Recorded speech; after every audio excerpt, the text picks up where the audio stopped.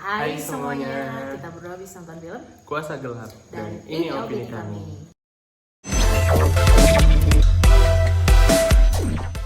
Oke, ini film yang lumayan kita nanti-nanti juga ya, karena emang apa ya, genre horor tapi nuansa baru lah. Nuansa baru, Nuansa angin baru segar buat film horor Oke. di Indonesia. Karena ini kan tema yang diangkat itu beda sama Beda. film horor Indonesia yang lain. Biasanya gitu.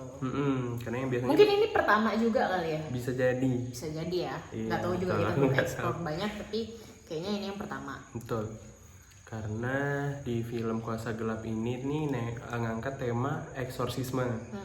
Jadi film ini tuh diperankan oleh bintang utamanya tuh Jerome Kurnia, Jerome Kurnia. ada Lukman Sardi juga. Terus sutradaranya ini Bobi Prasetyo. Boleh kali ya kamu ceritain sedikit sinopsisnya dari Kuasa Gelap ini? Iya, jadi Kuasa Gelap ini bercerita tentang si Thomas yang diperankan oleh Jerome Kurnia itu ingin resign sebagai pastor karena kejadian yang dialaminya itu ibu dan adiknya itu meninggal. Jadi tapi sebelum dia harus resign, dia harus menyelesaikan satu tugas untuk membantu pastor Romo Rendra ya namanya, Romo Rendra, untuk melakukan eksorsisme kepada salah satu anak SMA namanya Kayla. Ya, namanya Kayla karena si Kayla ini melakukan apa ya, ritual aneh lah di kuburan. terus dia kemasukan gitu deh, seperti itu. Dan menurutku menurut kamu first impressionnya gimana? First impressionnya mungkin nggak kalah jauh sama film-film yang udah kita tonton, kayak yang versi luarnya The Exorcist, First Omen. Iya, yang Omen pokoknya yang dia gitu. Jadi first impressionnya ya nggak gimana-gimana, cuman lebih ke ini versi Indonesianya gitu. Betul. Ini karena melekat, memang ada budaya-budaya Indonesianya juga ya. Mungkin tadi ritualnya yang disebutin itu ritual jelangkung tapi di kuburan. Nah, jadi itu masih ada unsur Indonesianya. Terus menurut kamu plusnya? Dari film ini sih yang pertama ceritanya yang berbeda ya. Maksudnya kita banyak disuguhkan dengan film horor Indonesia dengan nuansa misalnya agama Islam Ruqyah gitu kan, itu banyak banget ya. Tapi Kuasa Gelap angin segar lah untuk karena mengangkat dari agama Katolik, terus metode yang dilakukan tuh namanya eksorsisme gitu. Jadi ini juga ada kayak cerita di awal tuh dibilang kalau hanya 10% kasus yang seperti ini yang bisa dilakukan yang dilakukan eksorsisme. Terus juga tulisannya ada based on true story di film ini gitu. Jadi kayak lebih menarik gitu. Eksorsisme ini kan biasanya yang kita lihat kalau di The Conjuring. Conjuring juga kan. The Conjuring tuh kan ini aku ngelihat vibes yang lumayan hampir sama dengan salib. Salibnya itu gerak pas berputar, efek-efek kayak gitu sih.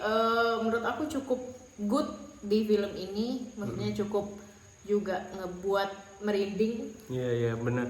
Karena pas bagian adegan eksorsismenya itu kan yang bagian terseru kan, karena ngelihat ruangan itu langsung bergetar semuanya, terus kayak salib-salib itu berputar kebalik, terus ada kayak tiba-tiba orang yang si Kayla yang di eksorsisme tuh jadi kuat dan bisa ngelempar pastor-pastornya, itu keren banget sih. Dan filmnya. Efek suaranya juga ya. Efek suaranya. Kalau tingkat keseraman bagi aku ya lumayan lah ya. Si Kayla ini aku minusnya ya karena mungkin ini udah sering kita temukan di film-film yang mungkin udah kita tonton, film luar kayak The Conjuring, First Omen dan lain-lain. Jadi ini bukan hal yang yang benar-benar fresh baru kita tonton pertama kali, enggak. Cuman emang pertama kali atau jarang, dan baru Kuasa Gelap ini yang bikin horor kayak gini. Betul. Terus itu aja sih palingan. Tapi kalau bagiku karena ini memang yang pertama dan ngangkat cerita eksorsisme di Indonesia, menurutku memang cerita film pertama tapi dieksekusi dengan cukup baik sih. Iya benar, setuju. Iya, jadi kayak barrier standar baru lah kalau memang nanti nextnya mau bikin film tentang eksorsisme lagi gitu.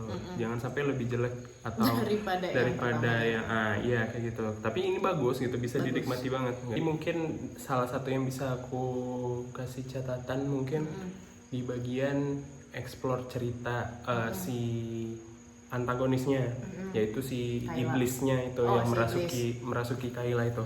Kalau memang dikasih referensi istilahnya kayak demonologi yang lebih dalam, misalnya dikasih tahu ini jenis iblisnya namanya siapa, gitu. atau background ceritanya kenapa, atau berapa banyak yang masuk, atau hendak hanya sedangkal oh ini muridnya Lucifer.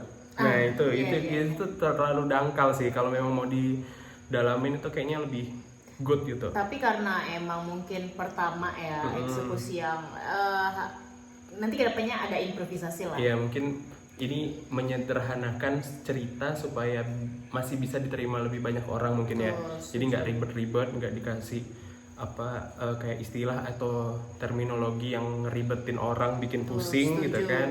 Mungkin dibikin simple, tapi itu sih itu aja sih kurangnya menurutku. Yang sisanya secara eksekusi film dari awal sampai akhir aku bisa nikmati. Oke. Gitu. Nah, rating aku kasih 7 deh. Aku 7 juga. 7 juga.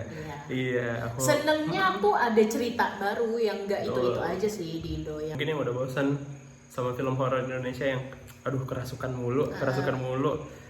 Ini beda. Ini kerasukan yang berbeda lah. Ini kerasukan yang berbeda, treatmentnya beda karena pakai POV eksorsisme, jadi bagus banget sih. Segitu aja opini dari kita berdua soal film Kuasa Gelap. Buat kamu wajib tonton sih. Ini angin segar yang buat kamu yang bosan nonton yang horor Indonesia yang itu aja, cobain nonton yang ini. Atau yang udah nonton dan mau diskusi sama kita tentang ceritanya atau tentang filmnya, boleh banget tulis di kolom komentar. Kita diskusi. Oke. See you in the next video.